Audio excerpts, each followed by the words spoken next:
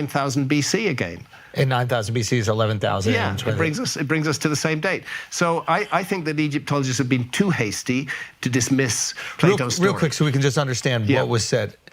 The snake that comes down, like you said in the Netflix special, we can look at comets as potentially snakes. Cosmic serpents, So this comet that comes and hits the island of Atlantis, that's like a direct shot. Yes. Right? Yeah. But so maybe it doesn't hit exactly the island, but it's hitting close enough where the effects of that hit are going to dramatically affect the island.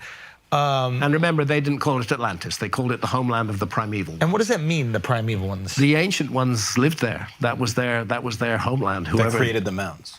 Who then, their survivors, who included 7 sages, traveled around the world seeking to rebuild their lost civilization. And we've heard this. And Egypt was one of the places they went to. Okay, now, some people say the Azores Plateau might be Atlantis. Have you ever been there? And maybe we can describe really quickly where that is. Well, it's in the Mid-Atlantic and on the Mid-Atlantic Ridge. The Mid-Atlantic Ridge is interesting because there's a phenomenon called isostasy.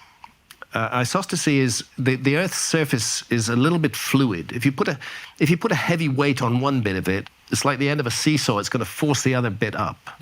So in Britain, we had an ice cap on northern Scotland.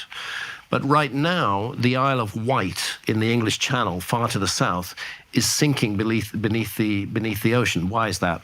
Because the ice cap on northern Scotland pushed northern Scotland down and lifted up the Isle of Wight. Since the ice cap's gone, the Isle of Wight is going back underwater. You see this in the islands off of Italy, like Capri is starting to shift and rotate a little bit. It's isostasy that causes that. Okay. And isostatic rebound in this case. And there is some indication that the ice cap on North America may have had an effect on the Mid-Atlantic Ridge and may have raised it to a higher level than it was today. Oh, so wait a minute. But I'm not, I need to be clear. I'm not looking for Atlantis there or anywhere. I don't think there was one location. Every story and reference, and I don't think we should be looking for a genetic location for it either. Right. Just as it would be really hard to look for a genetic location of America today, the US culture is a multicultural society. Right. There's the multi-ethnicity society. I suspect quote-unquote Atlantis was like that.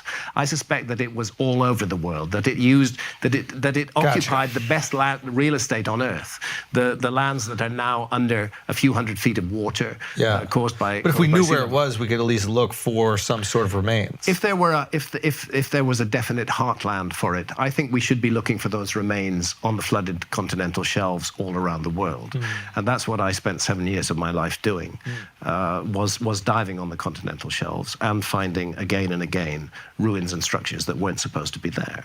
I think there's the whole story of humanity that's missing underwater. And while I'm saying that, I would like to give credit to archaeologists. There is some work now being done, marine archaeology, which isn't any longer just looking for shipwrecks from the medieval period or even from the 20th century, but 19th century, but are looking at the flooded continental shelves.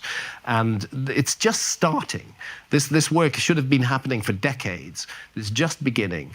I think that's going to reveal a great deal. And I know it's going to reveal a great deal because I found a great deal. But I want to add that the Amazon rainforest and the Sahara Desert are also underserved by archaeology. Yes. And we can't claim that there was no lost civilization of the Ice Age while there's so much of the world we never looked at all. Especially the Sahara Desert, right? Because there could be thousands of pyramids just covered in mounds of sand right now. They really could. We are finding a lot in the Amazon. Yes. Yeah, the LiDAR in the Amazon. The LiDAR work in the Amazon is fascinating. Okay, I hope to be back in the Amazon within the next few months.